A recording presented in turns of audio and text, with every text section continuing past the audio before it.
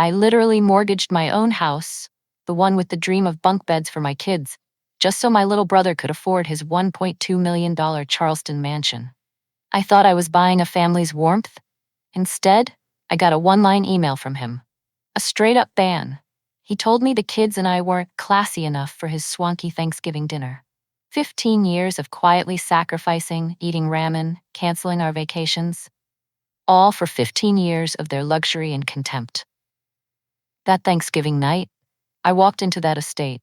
I wasn't carrying a casserole. I had a fat envelope stuffed with 327 money transfer receipts. My silent weapon. This wasn't going to be a party. It was going to be a courtroom. I was the victim, and I was the prosecutor. Have you ever wondered, where do you draw the line between kindness and weakness? Stick with me for this journey to reclaim justice and my self-respect. My mess started with a promise. A promise I made to my dying mother. That I'd take care of my brother and keep the family together. But nobody warned me taking care could turn into a toxic cycle, and together would cost me my own self-worth. For 15 years, I lived that contradiction. My actual job is teaching others how to set healthy boundaries and how to say no. Yet, when it came to Noah, my only remaining blood, I was a blank slate, zero boundaries. It all built up until one crisp fall night in Asheville, North Carolina. Golden leaves were scratching at the window glass when a subject line flashed on my phone screen. My name's Rachel Monroe. I'm 36, and yeah, I'm a social worker. The irony kills me. My entire career is about boundaries, but I couldn't enforce one with the only relative I had left, my little brother Noah. I live in a more down-to-earth neighborhood off Battery Park Avenue in Asheville, that artsy, cobbled street vibe. I was sitting on my worn couch in my rented place. The dim yellow light from the old lamp hit the pale gray wall. Outside, the fall wind rustled the golden leaves. The email popped up. Stubbed Thanksgiving dinner in Charleston. My heart lifted a bit. I thought, finally a warm invitation. Then I read the lines that went stone cold. Don't bring Ava and Liam. My guests are high class. Stephanie's friends from the yacht club. The atmosphere won't exactly fit your situation. My fingers were shaking. My breath frosted the phone screen. My heart was pounding so hard I thought it would rip through my chest. In that silent split second, one memory flashed. The ice-cold feeling of my mother's silver necklace against my skin when I signed the mortgage papers. The house I lost so Noah could have that mansion. I'd spent almost $150,000 supporting his lifestyle.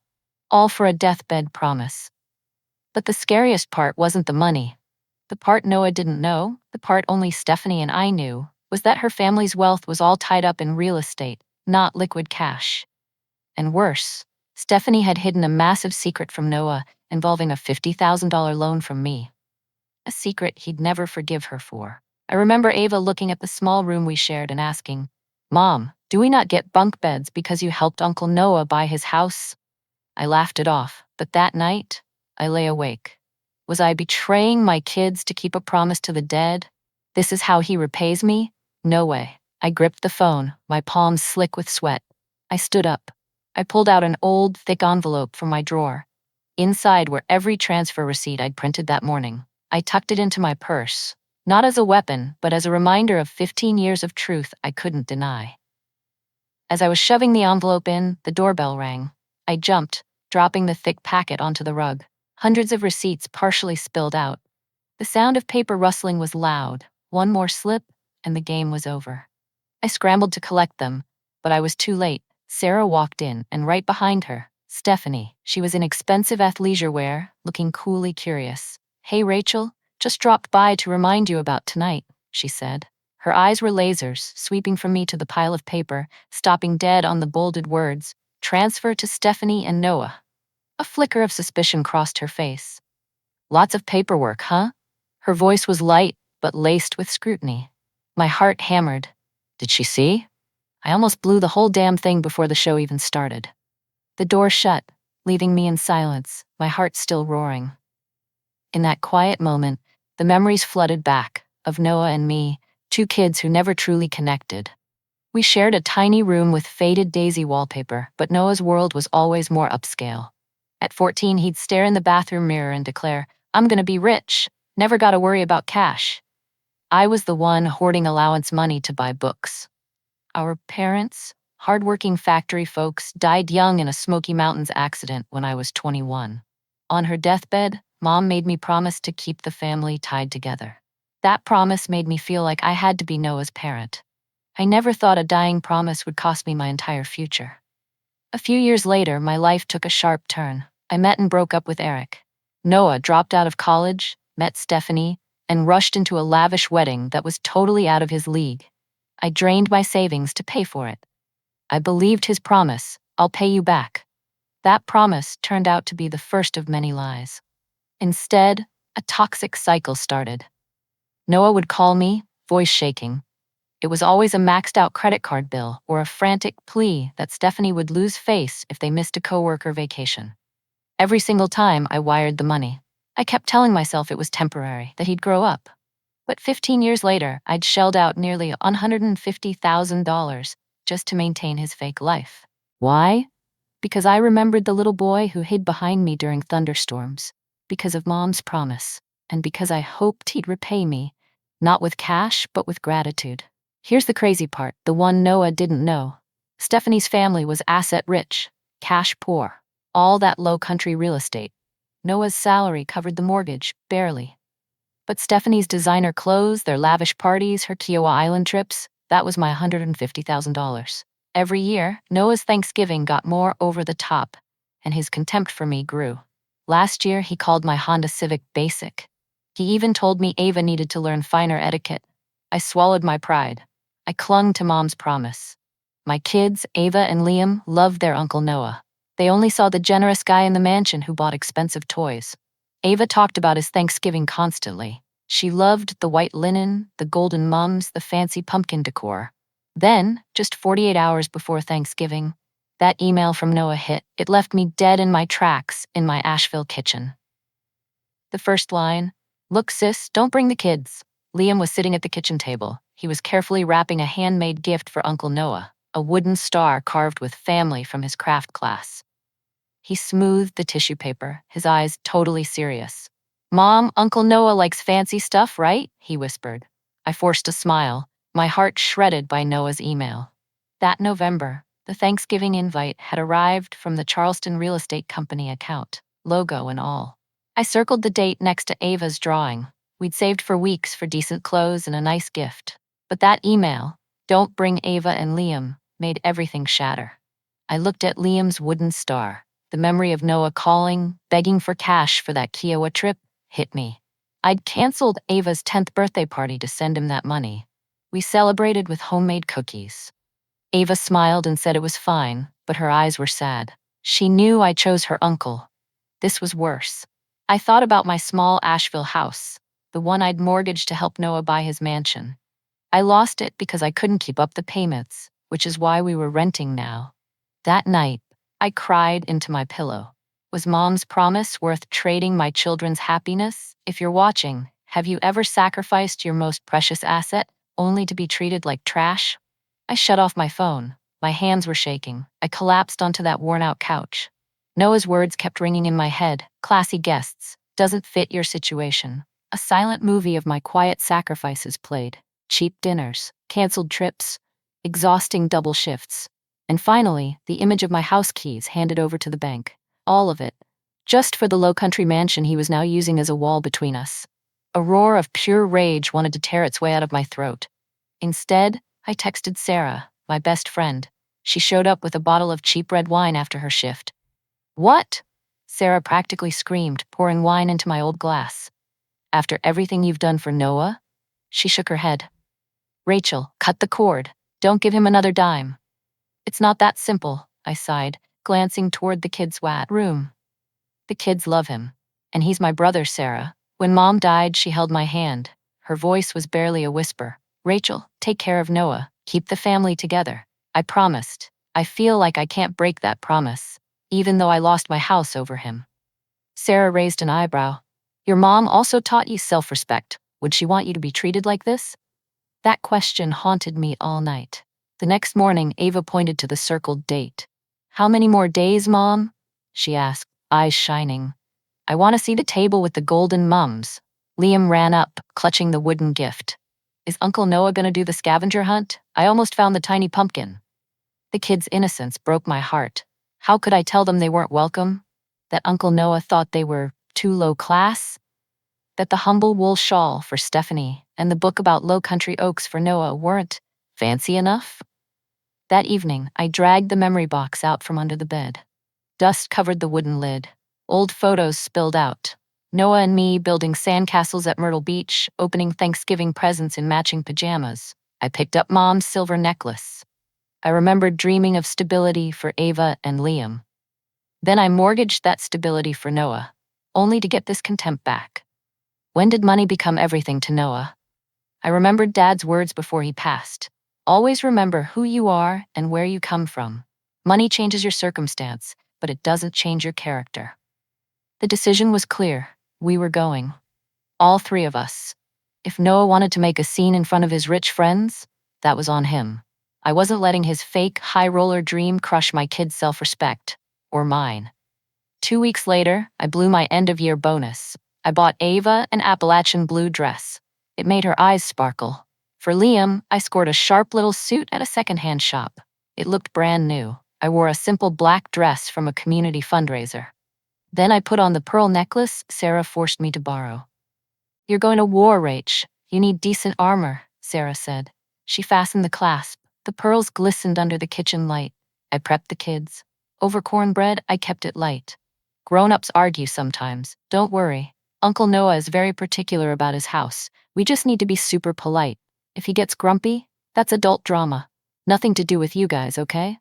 Liam frowned, clutching his wooden star. Is Uncle Noah mad at us? No, sweetie, I said, voice steady. He just lives a different way now. Later, after they slept, I faced the mirror, adjusting the pearls. My gut was twisting. I pictured Stephanie at the door, that fake, tight smile, ready to turf us out in front of the guests. Could I handle not just Noah, but their cold, judgmental stares? Even though it was terrifying, I still believed family had to show up. We had to remind them what the real values were. I stood in my Asheville kitchen mirror, adjusting Sarah's borrowed pearls. The dim light made them glow. Ava, who's too sensitive for 11, watched me. She read the worry in my eyes. Are you and Uncle Noah fighting, Mom? She whispered. I chose my words carefully. We don't always agree, but it's not a big deal. Differences don't break a family. Love keeps us together. Thanksgiving was too close. My stomach was in knots. I played out every scenario, preparing comebacks for Noah's mean comments. I'm a social worker. I manage high-conflict families for a living. I can stay calm, even with my heart racing. I can do this. For Ava, for Liam, and maybe for the little brother still buried under the luxury. The night before, I checked the gifts. A wool shawl for Stephanie, a book on low country oaks for Noah, plus hibiscus seeds. He mentioned gardening once. For the house, a handmade glass vase from an Asheville artist. Simple, but thoughtful. I didn't sleep, thinking of every way we could get rejected. The next morning, a strange calm settled over me. We would go, heads high. Our self-respect was the only invitation we needed. We were ready for Thanksgiving. Thanksgiving morning, we drove my Civic through the huge wrought iron gates. Noah and Stephanie's Charleston mansion. A light dusting of snow covered the 3-acre lawn. The huge oak trees were wrapped in warm yellow lights. Staff were cleaning the long, curving driveway. We pulled up to the 3-story low-country estate. Wow, Ava whispered, nose glued to the window. It's like a castle. Liam hugged his wooden star. Are there real princesses, Mom? Just Stephanie. I tried to keep my voice light. I parked behind a line of crazy expensive cars. Lexus, Audis, Stephanie's dad's Range Rover. The house was perfect. Autumn wreaths, perfect yellow mums, and small pumpkins lined the stone steps. I'd only seen this in home and garden magazines. Ava and Liam jumped out, their new shoes sparkling. Pure excitement. They walked carefully on the swept path, their shoes crunching softly. I walked slowly behind them, clutching my gifts and Mom's corn casserole, Noah's childhood favorite. Inside, through the massive glass door, Noah saw the old Civic stop. A familiar stomach clench hit him. The guilt he always buried deep under the facade of success his wife built. He was terrified of losing their respect. Terrified of being broke again. Oh my God, she actually came. He flashed back to his email. The cruel words Stephanie had typed. The ones he was weak enough to send. Last week, he'd almost texted Rachel to apologize, then he deleted it in a panic. "You said you handled this," Stephanie hissed through clenched teeth. She was right beside him. Noah turned away. He forced a smile at a nearby guest. The more the merrier, right? But one devastating thought hammered in his mind. Is this where I lose everything? Outside, at the heavy wooden door, my heart was thumping. The thick envelope in my purse felt heavy, like a damn cinder block. What am I doing? Should I just bail? The urge was so strong my feet started to turn. Then I felt Ava's small, warm hand tighten around mine. Behind me, Liam whispered, "Mom, Uncle Noah's house is awesome." My children's trusting, excited voices killed the doubt. No, we were too close to the truth to leave now. Before I could even reach out to ring the bell, the heavy wooden door flew open, and then she appeared. Stephanie stood there, radiant in a deep mahogany silk dress. It probably cost more than 3 months of my rent. Her hair was swept up in a sophisticated bun, pearls shimmered at her neck and shoulders. For a moment, her eyes flashed with stunned surprise, quickly replaced by a stiff, forced smile. Rachel and everyone. What a surprise! She glanced sharply at the entrance, clearly hoping no one saw us arrive. Seeing the coast was clear, she grudgingly stepped back, letting us in. "Didn't we agree?" she hissed, her voice cutting like a knife, as Ava and Liam stepped over the threshold into the main hall. The long dining table was covered in crisp white linen, adorned with vibrant yellow mums. "Yes," I replied, my voice calm, the perfect counterpoint to her frostiness. "And I decided my children deserved to celebrate Thanksgiving with their whole family." Before Stephanie could retort, Noah rushed forward. His warm, genuine smile was a stark contrast to his wife's icy demeanor. "Rachel, the kids, this is great." He gave me a tight, heartfelt hug. Then he crouched down to high-five Liam, his eyes lighting up. "Ava, you look like a Blue Ridge princess today." He turned to Stephanie, still beaming. "The more the merrier, right, honey?" "Of course," she replied through gritted teeth, then quickly turned to lead us to the coat room. Her eyes skimmed over the gifts in my hands with undisguised contempt. Walking through the chilly marble foyer, I saw about 30 guests chatting in the enormous living room. Muted autumn folk music drifted from hidden speakers, mixed with the soft steps of servers gliding by with trays of deep red wine and warm pumpkin biscuits. "The pumpkin biscuits are here. Stephanie's parents are here, along with the Thompsons and the Carters," Stephanie told me, deliberately name-dropping Charleston's elite. "Oh, and the Harrisons just flew in from Vail this morning. James Harrison is considering Noah for a new real estate project." I instantly understood her message. Important guests are here. Mind your place. Translation: Don't you dare embarrass me. "The kids can leave their coats in the side room," she continued, pointing to a hallway. "There's an entertainment room downstairs. They can watch movies. Maddie, the sitter, is down there with the Thompsons kids." "Actually," I interjected, my voice soft but firm, "Ava and Liam were really looking forward to the party. Liam even made you a special wooden star." Immediately, Liam proudly held up the tissue-wrapped gift. "I made it myself. Aunt Stephanie." He beamed, his eyes wide with hope. A flicker of confusion, then sharp annoyance, crossed Stephanie's perfectly made-up face. She used 2 fingers, as if picking up something distasteful, to delicately lift the wooden star. Then, she dropped it onto the ebony coffee table with a dry, cold clack. "Oh, Liam, what is this?" she said, her voice flat and emotionless. "This is really only garage material." She picked the star up again, turning it over in the light as if inspecting a flaw. "I'll put it somewhere safe. The florist had a very specific color palette this year." With that, she turned her back, walking toward the guests as if we no longer existed. She didn't know that this simple act had just flipped the switch on the time bomb I carried. In Liam's eyes, the sparkling light vanished. A quick, profound sadness appeared and disappeared behind his lashes. He bit his lower lip. Noah, having witnessed the whole scene, hurried over.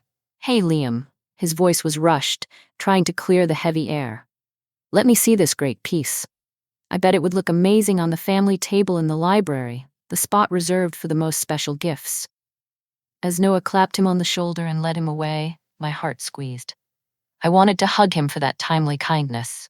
Meanwhile, Stephanie returned, steering Ava and me toward the large living room. She leaned close, whispering in my ear with false intimacy, but every word was a dagger. Don't mention your job. The Harrisons are uncomfortable with community matters. If anyone asks where you live, she lowered her voice, just say, outside Charleston. Don't give them the specific neighborhood. Before I could answer, or rather, before I could swallow the fury rising in my throat, we stepped into the heart of the party. The low hum of conversation suddenly ceased. Dozens of curious, scrutinizing eyes focused on us like laser beams. I felt Ava pressed tighter against my hip, her small hand clutching my dress. Her earlier confidence was gone, replaced by shyness, small and overwhelmed amidst a crowd of glittering strangers. Everyone, Stephanie exclaimed, her face suddenly radiating unnatural cheer. This is my sister-in-law, Rachel, and my niece, Ava. They decided to surprise us today. A few polite murmurs of, "Oh," and "nice to meet you," echoed around, but I didn't miss the quick eye contact between the guests, those knowing glances. Clearly, Stephanie had mentioned me beforehand, and I was sure it wasn't a stellar introduction. Minutes later, a girl Ava's age dragged her away, leaving me alone in the crowd. I grabbed a glass of red wine from a passing server. I took a small sip, taking the room in. The decor was breathtaking. Crystal, gold accents, and deep crimson touches. Vibrant yellow mums were everywhere. The massive stone fireplace crackled, the fire burning perfectly. I was admiring an ice sculpture of a pumpkin when I overheard Stephanie talking to two women near the bar. "Yes, that's my sister-in-law," she whispered. "Single mom, works at a community center. I try to invite her when I can. You know, family first." The women nodded sympathetically. One gently touched Stephanie's arm, admiring her generosity. My cheeks burned, but I held my composure. I reminded myself why I was here. This wasn't about me. It was so Ava and Liam could feel like family and know they deserved respect, regardless of where they lived or what they wore. After half an hour of meaningless small talk with a few guests, most of whom seemed surprised Stephanie even had a sister, I excused myself to check on the kids. I found Ava instructing a couple of younger kids on a craft project. Her careful, patient directions showed her nurturing side.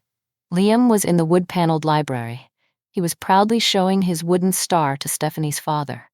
The gift now sat prominently on a side table. As I watched them, Noah approached me.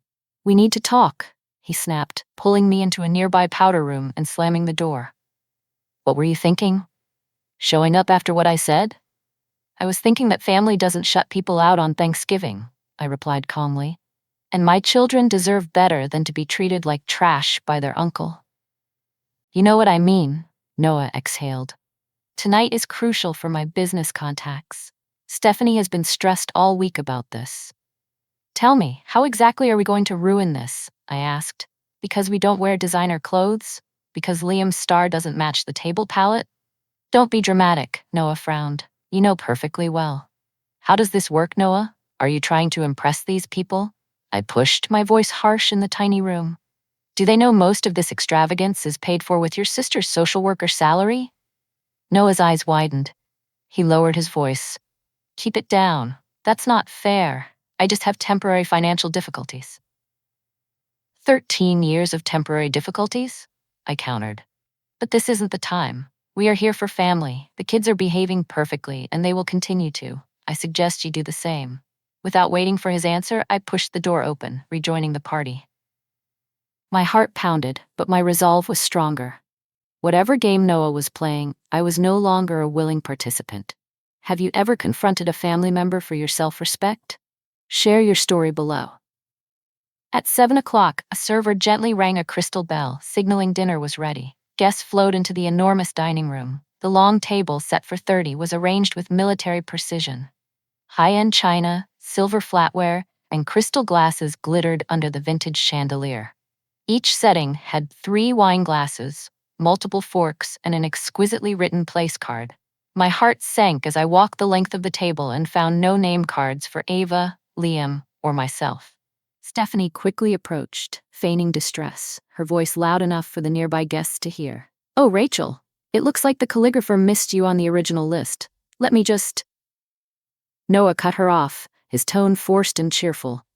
"No problem. Kids, come sit right here next to me. Rachel, you sit here, okay?" His eyes flashed a brief annoyance at his wife. We took the seats he indicated. I tried not to look down at the 3 sets of plain white china, starkly different from the elaborate gold-rimmed patterns on the rest of the table, which a server had silently placed in front of us at Stephanie's command. The message was crystal clear. We were unwanted guests, tolerated but not welcome. The tension was temporarily broken when the first course arrived, a smooth, creamy corn soup garnished with truffle oil and microgreens. Liam eyed the soup skeptically, then cautiously took a spoonful. Ava, always curious about food, tasted it enthusiastically. So Rachel, Mrs. Harrison, Noah's partner's wife, initiated the conversation. Stephanie mentioned you work at a community center. It is challenging, I agreed, but very meaningful. Nothing beats helping a child overcome a challenge and seeing them grow stronger. And you raise 2 children by yourself? Stephanie's mother asked from across the table, her voice genuinely kind, without any judgment. Yes, Ava and Liam. They are wonderful kids. They really are, Stephanie's mother agreed, glancing warmly at Ava and Liam next to Noah. Polite and bright, you should be proud. The simple acknowledgement almost brought me to tears, especially after Noah's recent contempt. Thank you. I truly am, I replied. Across the table, Stephanie was dominating the conversation, recounting a weekend trip to a high-end ski resort in Vail. The private lessons are worth every penny, she declared. The instructor coached Olympic athletes. Speaking of costs, a man chimed in. I recognized him as one of Noah's college friends. How's that investment opportunity you mentioned last month? Have you decided to jump in? Noah shifted uncomfortably. We're still considering. The timing isn't perfect right now due to the yard renovation project. Oh, we're definitely moving forward with the yard, Stephanie interrupted him. I approved the final design, imported granite, full smart home integration. It's going to be featured in Southern Living. Noah was clearly caught off guard, but masked it quickly. I wondered how many of Stephanie's dictatorial decisions were financed by the money I lent him. The second course arrived, a vibrant green salad with poached apples and toasted pecans.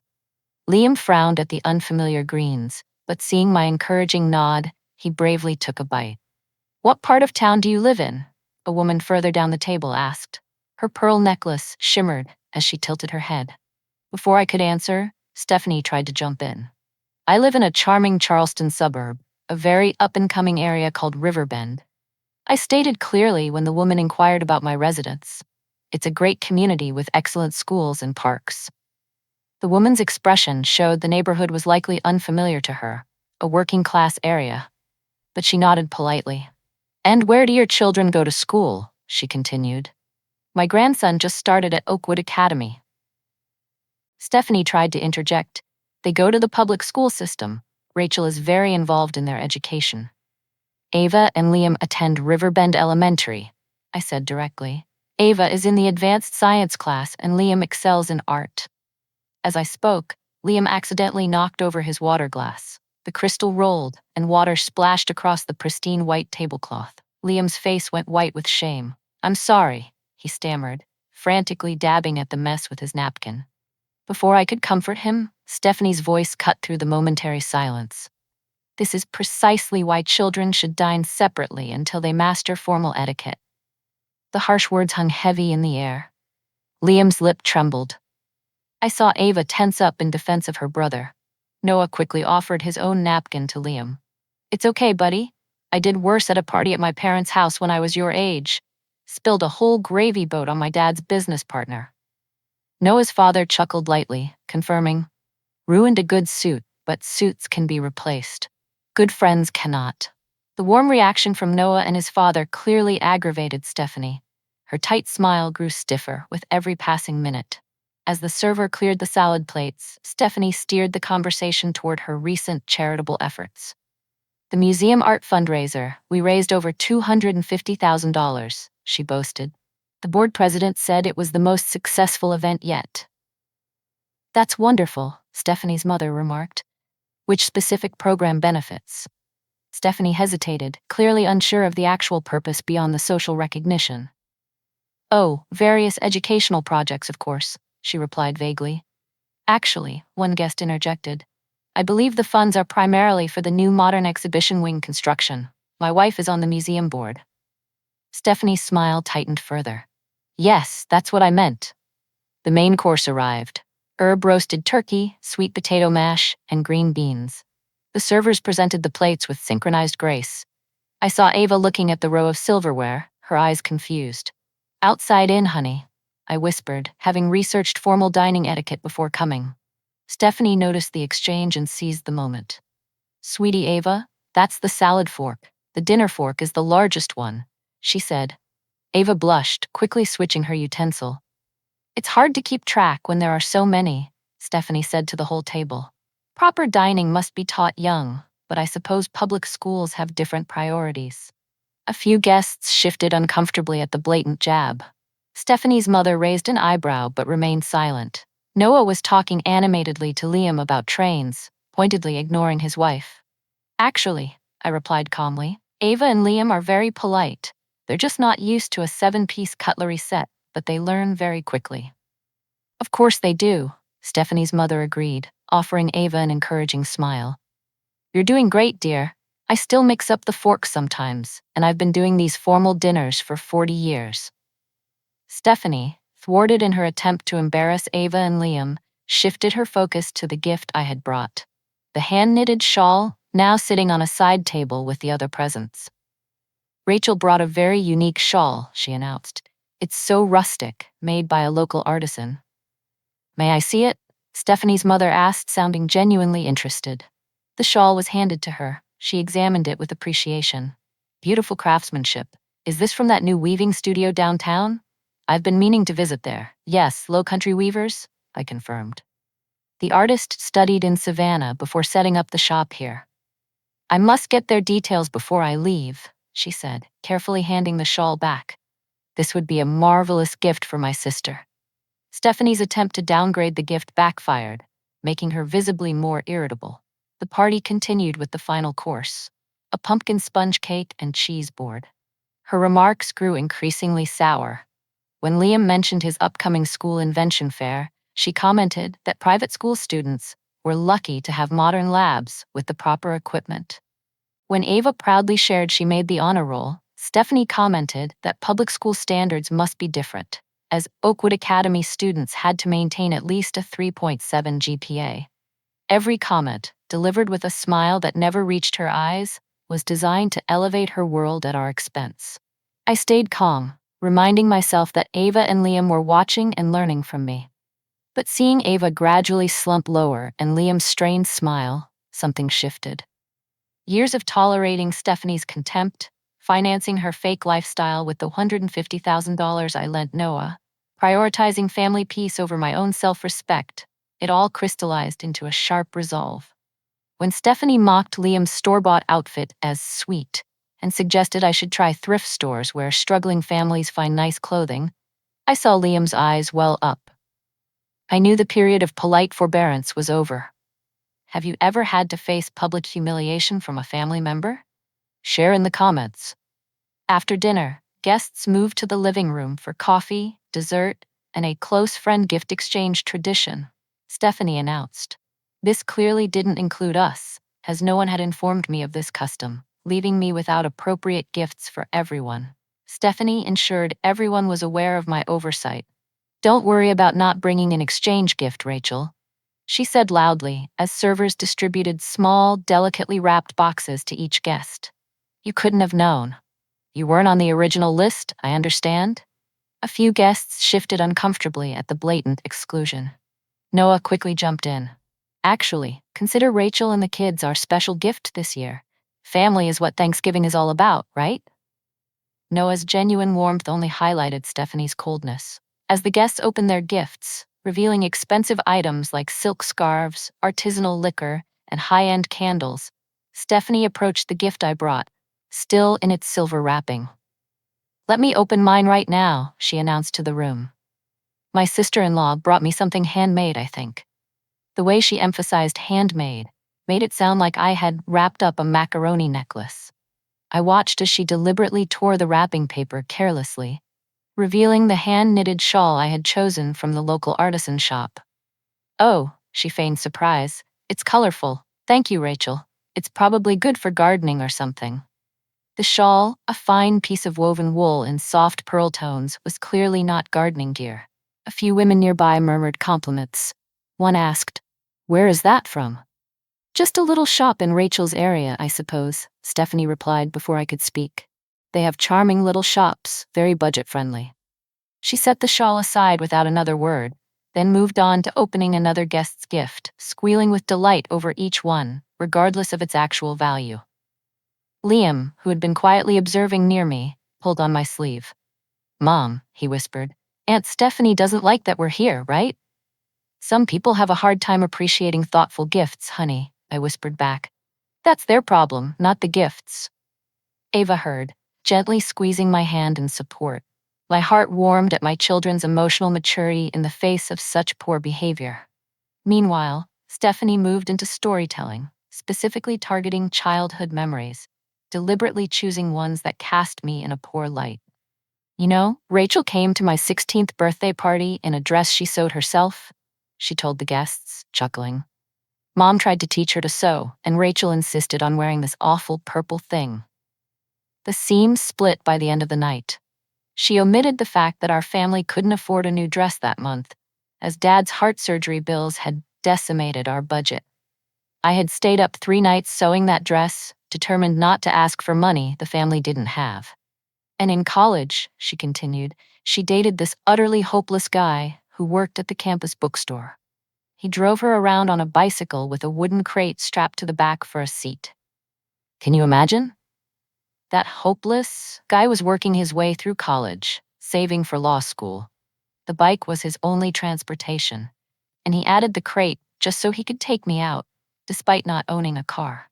With every story, Stephanie systematically chipped away at my self-respect in front of her friends, all while maintaining a facade of sisterly teasing. I watched Noah grow increasingly uncomfortable. Noah occasionally tried to change the subject, but Stephanie was determined to continue her performance. The final straw came when she criticized my parenting choices. "It's admirable how Rachel manages with the kids, considering their circumstances," she said to the room. "Public school, no father, living in that neighborhood. It wouldn't be my choice, of course, but Rachel has always been content with less." Ava and Liam stood close by, their faces falling. Liam's lip trembled and Ava's cheeks flushed red with humiliation. In that moment, I saw the same sadness in Ava's eyes as when I had canceled her birthday to send money to Noah, all because of that promise to Mom. I had let my children suffer for too long, just to keep the family together the way my mother wanted. Something inside me snapped. 15 years of propping up Stephanie's facade, fueling her champagne dreams with the $150,000 I lent Noah, prioritizing her feelings over my children's happiness. It all culminated in a cold clarity and an iron-sharp will. My hand touched Sarah's borrowed pearls, the flimsy armor for this war. But the image overriding it was Mom's silver necklace and her promise. "Take care of Noah, honey." A voice whispered deep inside, "This is the time."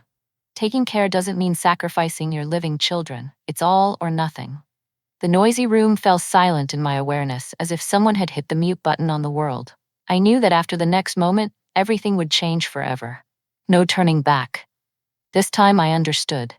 Keeping a promise didn't mean enabling disrespect. It meant protecting my own dignity, and that of my children. I stood up. The scrape of my chair on the polished wood floor was sharp in the sudden silence. All eyes turned toward me. "Excuse me," I said, my voice ringing out clearly and steadily through the quiet room. "I'd like to propose a toast." A look of apprehension flickered across Stephanie's face as a server quickly handed me a wine glass.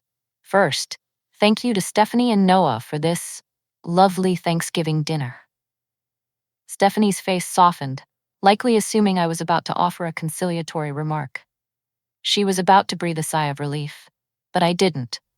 I pulled the thick envelope from my purse, then placed it on the polished wooden table. A solid thud echoed, sharp and final like a warning bell. "I want to toast my sister-in-law," I continued, my voice eerily calm, "to Stephanie, a woman whose exquisite taste has cost roughly $1,000 a month for 15 years straight." The room went stone silent.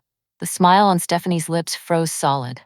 "You see," I spoke, as if sharing a secret, "while she was busy telling you about my humble life, she forgot one tiny detail: the designer bags, the spa visits, the 5-star resort vacations, and quite a few items in this lavish mansion.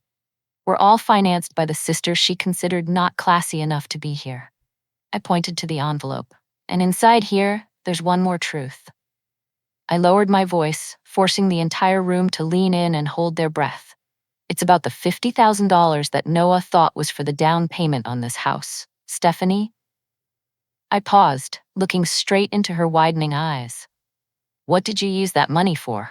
An Hermes bag? Or was it a long, tight silence like a snapped guitar string to pay off a massive gambling debt of your own father's? A debt your prestigious family has been hiding for years, the debt that, if no one knew, would completely destroy his reputation and his business connections. The room was instantly hushed. Stephanie's face turned paper white. The smile was gone. Her eyes were wide, filled with horror and exposed betrayal. Noah turned to look at his wife, then back at me. His face shattered in a split second, from confusion to suspicion and finally to the recognition of a terrible truth. His eyes locked onto the papers on the table. He unconsciously tugged at his Hermes tie, trying to loosen it, but only tightening it around his neck. His whole body crumpled as if his bespoke suit was strangling him. A dry, rasping gasp escaped him. Stephanie, is that true? His voice cracked. For the first time, I saw Stephanie completely lose control. The perfect facade cracking into pieces. A wave of whispers and gasps erupted throughout the room. Anyone who's good at math will know, I said, calming the crowd again, that totals almost $150,000. Money that should have gone to Ava and Liam's college fund. Money that should have helped me keep my small house in Asheville. The house I mortgaged so you people could have this place, only to end up renting. I took out my phone, opened my banking app, and held it up for everyone to see. I have the proof right here. Every transfer, every invoice, every credit card statement, from Stephanie's panicked midnight calls when her card was declined at Saks Fifth Avenue or some high-end spa. Rachel, stop, Stephanie hissed, pale with terror. You are embarrassing yourself. No, Stephanie, for the first time in 15 years I am not embarrassed. I am telling the truth, I replied, turning to Noah. I am sorry you found out this way. I believed Stephanie when she said you were aware of the financial arrangement. Now I see that wasn't true. Noah stared at his wife, a mix of shock and betrayal. Stephanie, what is she talking about? Stephanie crumbled. She's exaggerating. It was just a few loans when we were first starting out. It's not like she's saying. Let's see, I countered, scrolling through my phone. Last month, $1,500 for the garden deposit, $500 for the spa, $800 for the designer shoes you just had to have. Shall I continue? The silence was deafening, even the servers froze. I finished, raising my glass. I toast my sister-in-law for being a gold digger who gets to play rich, and I officially announce I am cutting off all funding for her luxury expenses immediately. Happy Thanksgiving, Stephanie. I took a sip, put the glass down, and turned to my kids. Ava, Liam, let's go. Thank you for having us, Uncle Noah. Liam looked bewildered but thanked Noah, who was still stunned, speechless. Ava, mature beyond her 12 years, nodded and gathered her things, understanding that something momentous had just occurred. As we walked toward the door, Noah's mother slipped a small piece of paper into my hand, her eyes conveying an enigmatic meaning. I'll see you in Asheville, she whispered.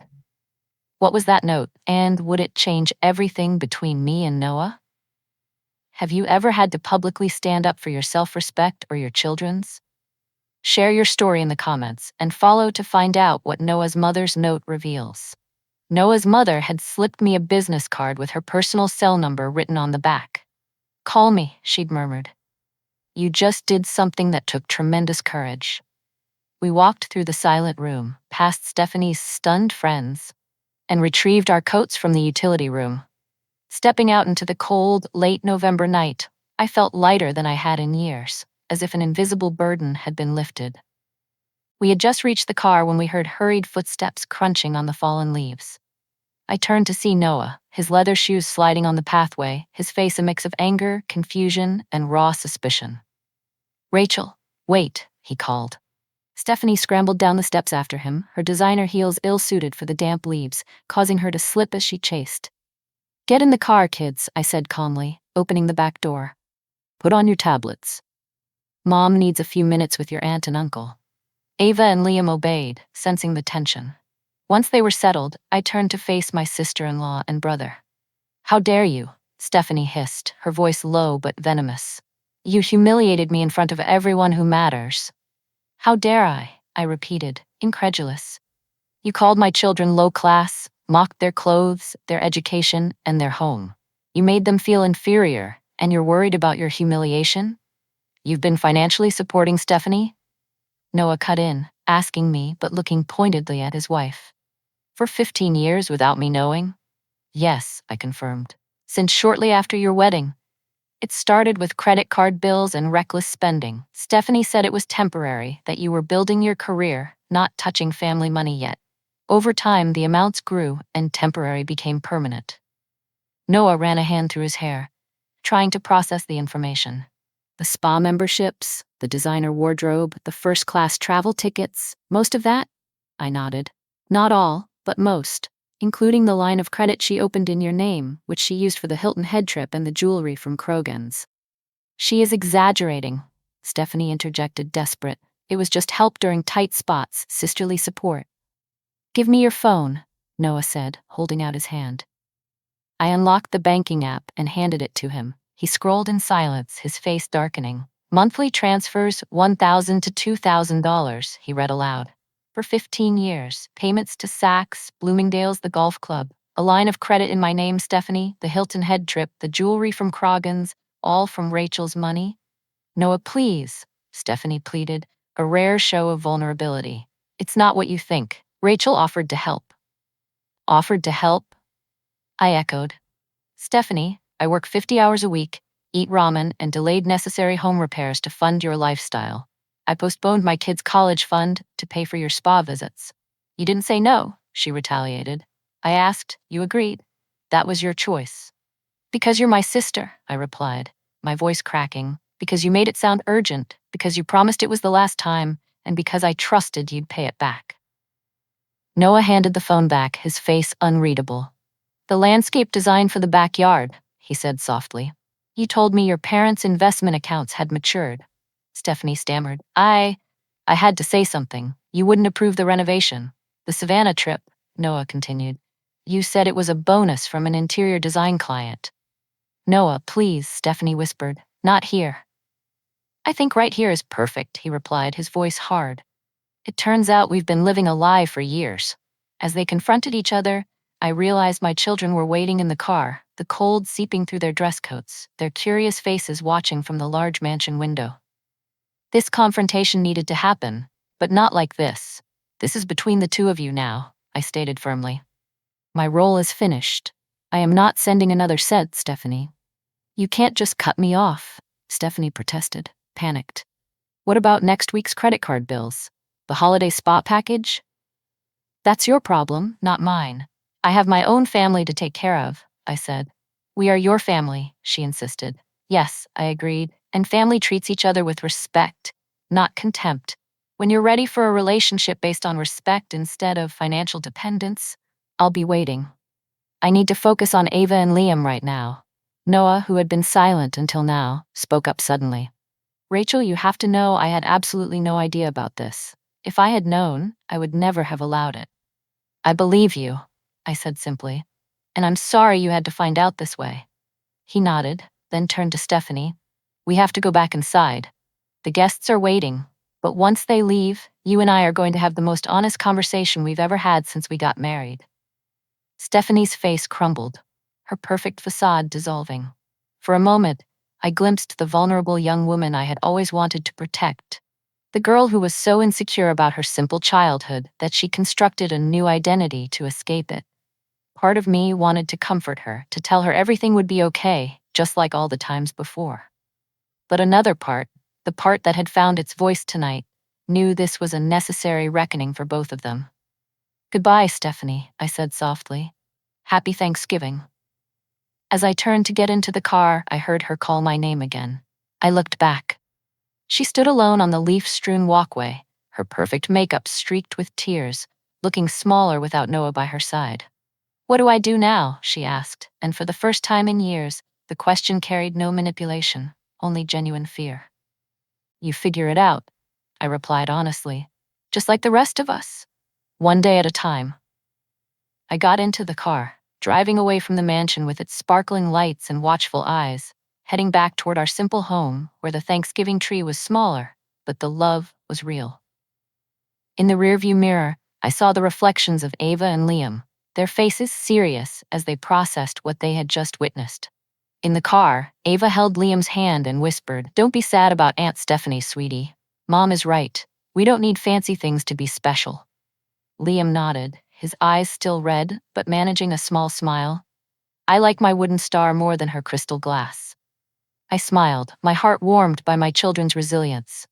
Tomorrow, I would have a proper talk with them, explaining that love sometimes requires boundaries, that value is found not in possessions but in character, and that the truth, however painful, is always better than a beautiful lie. But tonight, driving through the quiet autumn-leafed streets, I simply reached back, held their hands, and was grateful for the authentic life we had, finally free from the burden of maintaining someone else's illusion. The drive home from Stephanie's felt like a dream, as if we had traversed different worlds, not just different neighborhoods. Thanksgiving lights twinkled along the road, and a few dry leaves spun across the headlights. In the back seat, Ava and Liam were silent, each processing the dramatic evening in their own way. "Is Mom mad at Aunt Stephanie?" Liam finally asked, his voice small. I considered my answer. "It's not exactly anger. It's disappointment. Sometimes people you love do things that hurt you, and it's okay to be sad about that." "Is she still our aunt?" Ava's practical question hit at what both were likely wondering. "Of course," I reassured them. "Family is forever, even when the relationships are complicated. But sometimes we need time apart to figure things out." Back home, our small Thanksgiving tree glowed through the window, its multicolored lights a contrast to Stephanie's professionally decorated monochrome one. Inside, I kicked off my heels, relieved, and suggested an impromptu Thanksgiving evening.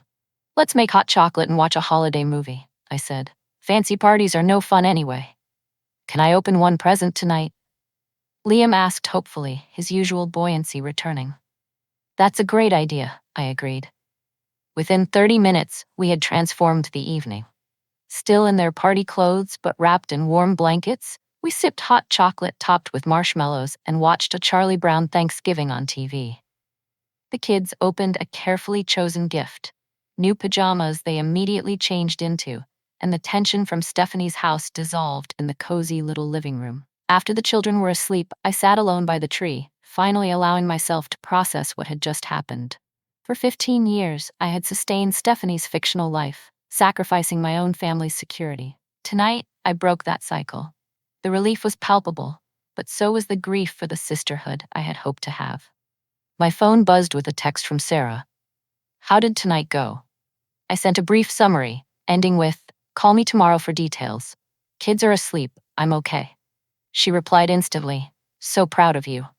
Happy Thanksgiving. No longer funding ungrateful people." Thanksgiving morning brought a crisp chill to the house. The kids were excited to open their gifts, temporarily forgetting the drama of the night before. We video called their father, Eric, from his new home in Seattle. Despite our years ago separation, we maintained an amicable relationship for Ava and Liam. Closer to noon, my phone rang. It was an unfamiliar number. It was Noah. "Rachel, I hope I'm not interrupting your holiday," he started, his voice heavy with fatigue. "I just wanted to make sure you and the kids got home safe last night." "We're fine, thank you," I replied, stepping into the kitchen for privacy. "How are things there?" He sighed. "Rough." After the guests left, Stephanie and I talked, truly talked, for the first time in years. I had no idea about the money between you two. I'm still processing it all. I realize I've relied on Stephanie to feel adequate. I wanted you to be proud, but I let her push you away. I was wrong. "I understand. It's a lot," I said. "I've frozen her credit accounts and requested a full financial audit," he continued. "The level of deception is much larger than you know. There was a line of credit Stephanie opened in my name, used for the Hilton Head trip and jewelry at Krogan's. I had no idea." My stomach clenched. "Noah, I'm sorry." "Don't apologize. You're not responsible for Stephanie's choices," he said gently. "But I am sorry for how she treated you and the kids. It was inexcusable." "Thank you for saying that," I replied, touched. "We are seeking help. Financial counseling, marriage counseling. It's going to be a long road, he paused. Stephanie struggles. Beneath the arrogance is someone who never felt like she had enough. It doesn't excuse her, but it explains some of it. After we hung up, I sat at the kitchen table, reflecting.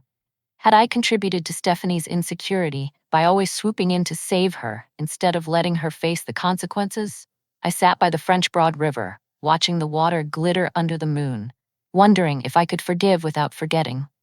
The days that followed were a mix of emotions: freedom mixed with guilt, relief with sadness. The reality of my decision set in. With no more payments going to Stephanie, my bank account was recovering. I fixed the roof before winter, started college savings funds for Ava and Liam, dreaming of UNC Asheville, and scheduled repairs for the old heating system. I also started therapy, recognizing that unpacking 15 years of financial codependency needed guidance. My therapist helped me see that my desire to protect Stephanie had turned into enabling, and that my self-worth had become tied to my role as her savior. Ava once asked, "Why do you give Uncle Noah money but can't fix my room?" I apologized. I was wrong to think money could hold a family together. From now on, you are the priority. I organized a camping trip in the Smoky Mountains to make it up to them. 2 weeks after Thanksgiving, an envelope arrived from Stephanie, a check for $3,000, a drop in the ocean compared to the $150,000 she had taken over 15 years, and a note, a start. "I'm sorry, S." A few days later, a small package from Noah arrived, a drawing he made, my children and me under a low country oak, with the caption, "A beginning." "I'm sorry." It didn't erase 15 years, but it was a sign he wanted to change. I deposited the check, but I didn't reply. Actions speak louder than words, and one repayment didn't undo years of exploitation. In late December, Noah called, asking if I would meet with both of them. "Stephanie is trying to change. She wants to apologize properly, but she understands if you're not ready." I agreed to meet at a quiet coffee shop halfway between Riverbend and Charleston. The air was thick with the scent of butter cookies. Stephanie looked completely different from the host at the Thanksgiving party. Jeans and a sweater replaced designer wear. Her hair was in a simple ponytail. The confidence was gone, replaced by anxiety. "Thank you for coming," she opened awkwardly after ordering coffee. I tried to figure out what to say, but there's no explanation that makes what I did okay. I looked in the mirror after the party and saw a stranger. I was so terrified that if I was honest about myself, everyone would leave me, but losing you was worse. "There is no excuse," I agreed, not attacking, not saving. "The financial stuff, taking your money for years, was wrong," she continued. "But worse was how I treated you and the kids. The condescension, acting superior, all while you were keeping me afloat. I was so ashamed of who I really was that I created this fake persona, and I slowly started to believe it was me." Her voice cracked. "Why?" I asked. "We grew up in the same family, Stephanie. Mom and Dad gave us the same values, the same love. When did money and status become everything? If you've ever faced an apology from someone who hurt you deeply, how did you respond?" Share in the comments and follow to see if Rachel accepts the apology. Stephanie stared down at her coffee cup. "I'm not sure. Maybe since middle school, when the popular girls made fun of my secondhand clothes, or in high school, when I wasn't invited to the river parties because I wasn't in the same league. I decided I would become them, no matter the cost." For the first time, I realized we had grown up in separate worlds. The moments I casually dismissed, like wearing my mother's old coat, had deeply carved into Stephanie's self-esteem, driving her into a luxury facade that I had unintentionally enabled. "We sold the big house," Noah interjected. "We moved into a place we can actually afford." Stephanie found a job. "I work part-time at a local art supply store," she added. "It's small, but I know how to do it. We're learning financial management. We're living on a budget for the first time." The conversation continued, and I maintained my boundary, leaving the door open for reconciliation. It wasn't an instant fix. Broken trust requires rebuilding, but it was a start. In the months that followed, our relationship slowly shifted. Stephanie sent regular payments, calling them debt, not gifts. She showed genuine interest in my life, attended Liam's school play and Ava's math competition, and didn't mock their public school. 6 months after the drama, we celebrated Liam's 8th birthday with a backyard barbecue. Stephanie and Noah's gifts were thoughtful, age-appropriate, and bore no designer logos. When Liam showed off a painting of the French Broad River, Stephanie spoke about a local artist she was stalking, her eyes lighting up with excitement. Sarah commented, "I can't believe it. Your sister is acting like a real person." "She's trying," I replied. "We all are." The biggest change for me and the children wasn't a new house or more money, it was peace. We were no longer living in the shadow of a promise made to someone else. On the living room shelf, Liam's wooden star sat in the most prominent spot, a reminder of the true values of family. Everything, it seemed, was finally settled. Until, a week later, Noah called. His voice was thick with panic. "Rachel, Stephanie, she got into a massive credit card debt from before that she didn't tell me about. The bank is about to foreclose on the house. Can you help one last time? Just to get us through this, I promise I'll." The line went silent. I looked out the window, where Ava and Liam were laughing and playing. Then my eyes settled on Mom's silver necklace on the table. The promise to take care of Noah echoed, but now I understood it differently. Taking care also means sometimes having the courage to say no, so both of you can truly grow up. The answer this time was crystal clear. I looked at the phone, then out the window at Ava and Liam laughing under the lights of our small Christmas tree. I pressed the decline button, and for the first time in 15 years, felt an overwhelming sense of relief. It wasn't because I had stopped loving my brother, but because I had finally learned how to love him correctly. Love isn't about unconditional support. It's about courageously setting boundaries so everyone can stand on their own 2 feet. That expensive lesson cost me a house and 15 years of my young adulthood. But now, I was free. And on the living room shelf, Liam's wooden star, with its crude, hurried cuts and faded glitter edges, still rested. The light streaming through the window cast a warm, soft glow on it, a sparkle completely unlike the cold light of crystal chandeliers. I smiled, needing no further reminder. 15 years of sacrifice taught me the most expensive lesson of all. Love is not unconditional provision, it is the courage to enforce boundaries. If you've ever been taken advantage of by a family member, or believe that your self-respect must be defended, subscribe to this channel immediately to support these stories of justice. Your action is solidarity, helping thousands of people struggling with betrayal find their voice and strength. Subscribe for more profound lessons that will help you build healthy and respectful family relationships. What do you think? Was Rachel's silence for 15 years a sign of weakness, or was it the necessary prelude for justice to explode? Let me know in the comments.